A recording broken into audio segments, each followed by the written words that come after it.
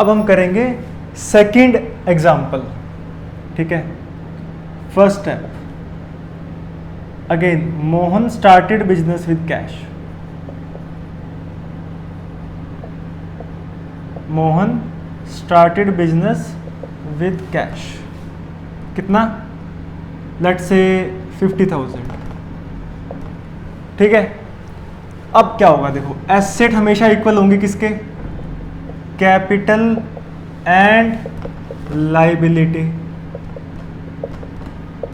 Capital and liability, ये debit side ये credit side, ठीक है। मोहन ने बिजनेस स्टार्ट किया 50,000 के साथ, तो बिजनेस के पास ये जो मोहन है इसने बिजनेस को दिए 50,000 रुपए। अब ये बिजनेस के पास आ चुके हैं, ठीक है। बिजनेस ने बदले में बोला ठीक है आपने कैपिटल लगा दी है, जब बिजनेस बंद होगा आपको कैपिटल वापस मिल जाएगी, अगर प्रॉफिट होगा तो ऐड कर देंगे, लॉस होगा तो माइनस कर देंगे, ठीक है। तो बिजनेस के पास एसेट आ गई, एसेट मतलब कैश, कितना 50,000। कुछ और आया है एसेट, नहीं आया, पर मोहन ने कैपिटल भी लगा दिया 50,000 क्योंकि कैश दिया है उसने। क्या बाहर कोई पैसा देना है, नहीं देना, ठीक, ठीक है। सेकंड, मोहन ने रेंट पे शॉप ले ली और उसने सामान खरीदा, अपना बिजनेस उसने शुरू कर दिया। तो सबसे पहले उसने सामान खरीदा, परचेज्ड गुड्स ऑन क्रेडिट 10,000, उसने 10,000 की गुड्स खरीदी क्रेडिट पे, उधार पे। तो क्या करोगे, क्या बिजनेस के पास कोई एसेट भी आई है, बिल्कुल आई है, गुड्स आ गई ना हमारे पास, गुड्स आ गई। तो आप क्या करोगे, कैश, क्या कैश छेड़ा हमने, नहीं छेड़ा, कैश तो उतना ही पड़ा हुआ है, प्लस स्टॉक कितना है हमारे पास, कितना आया, स्टॉक आया हमारे पास 10,000 का। स्टॉक कितने का आ गया, 10,000 का। क्या बिजनेस में इतना ही पैसा लगा हुआ है, हाँ पैसा तो उतना ही लगा हुआ है, क्योंकि जो पैसा लगाया था उसने इनिशियली मोहन ने, हमने वही पैसा यूज किया है, मतलब करेंगे जो भी हमने काम करना है अभी। हाँ वो अगर नया पैसा डालेगा और बिजनेस में तो इसमें ऐड कर देंगे, ठीक है। प्लस, प्लस क्या करोगे, लाइबिलिटी अब आ गई ना, बिजनेस ने बाहर 10,000 रुपए देने हैं, क्रेडिटर, यह आ गया क्रेडिटर। यहां तक कोई दिक्कत नहीं है सर, कोई दिक्कत नहीं है। थर्ड, अब उसने क्योंकि शॉप ली है रेंट पर, तो उसे रेंट देना है अब, और रेंट उसका है मान लो 5,000 रुपए महीना। कितना है, 5,000 रुपए महीना उसका रेंट है। तो मैं बोलूंगा रेंट पेड ₹5,000, रेंट पेड ₹5,000। जब मैं रेंट पे करूंगा, जब मैं रेंट पे करूंगा तो क्या मेरा ये बिजनेस का खर्चा है या प्रॉफिट है या क्या है। जब मैं रेंट पे करूंगा ये बिजनेस का खर्चा है। तो 5,000 मैंने बाय कैश दिया, बाय कैश दिया, तो कैश में से कम हो जाएगा, ऑब्वियसली ऑब्वियस बात है। तो कैश कितना रह जाएगा मेरे पास, 45,000 रुपये। 50,000 में से 5,000 गए, 45,000 रुपये। स्टॉक मैंने अभी तक छेड़ा ही नहीं है, तो स्टॉक मेरा हो गया 10,000 रुपये इज इक्वल टू कैपिटल। अब क्या बिजनेस की कैपिटल इतनी ही रहेगी। हम क्या करते हैं बच्चों, कैपिटल में प्रॉफिट ऐड करते हैं और लॉसेस या एक्सपेंसेस माइनस करते हैं। तो ये क्या है, बिजनेस का खर्चा है। तो खर्चा क्या होगा बिजनेस, अगर आप जब आपने सामान सस्ते में 10,000 का सामान 12,000 में बेचा था तो 2,000 प्रॉफिट इसमें ऐड किया था। पर अब जब आपके पास कोई एक्सपेंस आ रहा है तो इसे माइनस भी करोगे, माइनस कर दो यहाँ पे, कितना करोगे 5,000 रुपये, और बाहर मार्केट में अभी भी 10,000 रुपये देना है। अब ऐड कर लो, सेम आएगा 55 इज इक्वल टू 55, ठीक। अब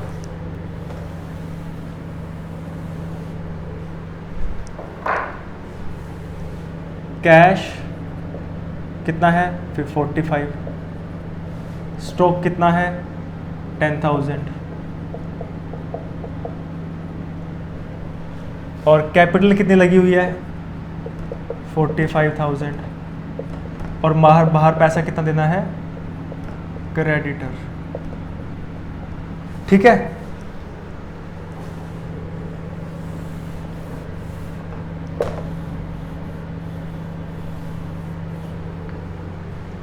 ये है हमारे सामने अब, ठीक है। अब फोर्थ पे क्या हुआ, फोर्थ पॉइंट पर उसने कुछ सामान था जो 5,000 का सामान उसने 6,000 रुपये में बेच दिया। 5,000 का सामान उसने 6,000 में sold goods for 6,000 costing 5,000 on credit. On credit मतलब ये हुआ 5,000 का हमने खरीदा था, वो बेच दिया 6,000 में, लेकिन बेचा उधार पर। अब आप क्या करोगे, देखो जब आप उधार पे सामान बेचते हो तो कैश नहीं आता, मतलब कैश पे फर्क तो नहीं पड़ने वाला, ये तो क्लियर है। प्लस क्या स्टॉक पे फर्क पड़ेगा? बिल्कुल पड़ेगा। स्टॉक आपका चला जाएगा, कितने का? 5,000 का जाएगा या 6,000 का? 6,000 में तो वो बिका है। स्टॉक 10,000 की लागत थी हमारी, कितने की लागत उसमें से गई? 5,000 की लागत उसमें से चली गई, तो 10 आधा स्टॉक बेच दिया ना हमने। अगर हमने आधा स्टॉक बेचा है तो आधा बचेगा, सिंपल सी बात है। तो स्टॉक कितने का रह जाएगा? 5,000 का रह जाएगा। यहां तक कोई दिक्कत नहीं है। अब आगे आगे लिख दूं या कुछ और रहता है? बच्चों यहां पर एक चीज और रहती है। क्या रहती है? यहां पर हमने एक चीज पढ़ी थी, डेटर्स। मतलब अगर हमें पैसे मिल जाते तो मैं यहां पे ऐड कर देता, एसेट में ऐड कर देता यहां पर, लेकिन वो नहीं मिले, डेटर के पास पड़े हैं। लेकिन वो डेटर के पास जो पैसे पड़े हैं जो वो मुझे फ्यूचर में देगा, है तो वो मेरे ही, तो मैं क्या बोलूंगा? मार्केट से मैंने पैसे भी तो लेने हैं। कितने लेने हैं? 6,000 रुपीज लेने हैं, क्योंकि 6,000 में उसको सामान बेचा है, ठीक है। तो मेरे वो डेटर बन जाएगा, वो पर्सन जो है मेरा डेटर बन जाएगा, क्योंकि अगर वो कैश देता तो 6,000 यहाँ ऐड करके यहाँ पे ऐड कर देता, पर यहाँ पे उसने कैश नहीं दिया तो मैं यहाँ पे लिख दूंगा कि 6,000 बेशक आपने नहीं दिया मुझे, पर आपके पास है, लेकिन मेरे पैसे हैं, वो आज नहीं तो कल लेके रहूंगा पैसे आपसे, ठीक है। इज इक्वल टू कैपिटल कितनी लिखूं बच्चों? क्या 45,000 ही लगा हुआ बिजनेस में? नहीं, बिजनेस में कितना लगा हुआ है? 45,000। मैंने 1,000 का प्रॉफिट भी कमा लिया, और वो प्रॉफिट किसका है? ओनर का है। तो ये कितना हो जाएगा? 46 हो जाएगा। मार्केट में 10,000 फिर देना है, 10,000 तो देना ही है मार्केट में, क्रेडिटर्स, ठीक है। अब टोटल कर लो इसका, देखो कितना आएगा? 50, 56। इधर कितना टोटल आ रहा है? देखो 46 प्लस 10 56, सेम आ रहा है। चलो अब आगे चलते हैं इसमें।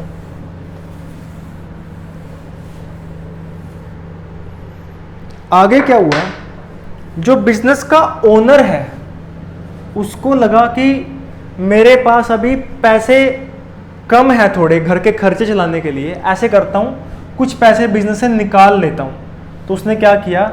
उसको LIC का प्रीमियम भरना था, अपना पर्सनल खर्चा करना था।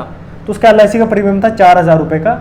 उसने सोचा कि मैं ये जो पैसा है बिजनेस से निकाल के दे देता हूँ। क्या ये बिजनेस का खर्चा है? नहीं, ये उसका पर्सनल खर्चा है। तो ये क्या हो जाएगा? ड्रॉइंग्स। इसे हम क्या बोलेंगे? ड्रॉइंग्स। और ये कहाँ से माइनस होगा बच्चों? ये माइनस होगा कैपिटल से, माइनस होगा, ठीक है। तो मैं कितना कैश लिखूं बताओ? 45 लिख दूं पूरा? नहीं लिखूंगा 45। क्यों नहीं लिखूंगा? क्योंकि 45,000 में से 4,000 तो उसने निकाल लिया कैश। 41 प्लस क्या उसने स्टॉक भी छेड़ा है? नहीं, स्टॉक तो उतना ही है। क्या डेटर ने पैसे दे दिए? नहीं दिए, डेटर्स ने पैसे नहीं दिए। कैपिटल कितनी है हमारी?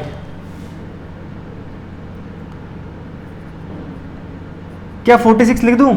नहीं बच्चों, 4,000 उसने निकाल लिया तो कितनी रह जाएगी कैपिटल? 42 रह जाएगी। और मार्केट में अभी भी 10,000 रुपए देने हैं क्रेडिट। अब टोटल करके देख लो, सेम आएगा 46 और 52। यहां पर भी कितना आ रहा है? 52, ठीक है। अब इसके बाद उसने सोचा ऐसे करता हूं, डेटर्स को पैसे दे देता हूं। ये ड्राइंग्स हो गई।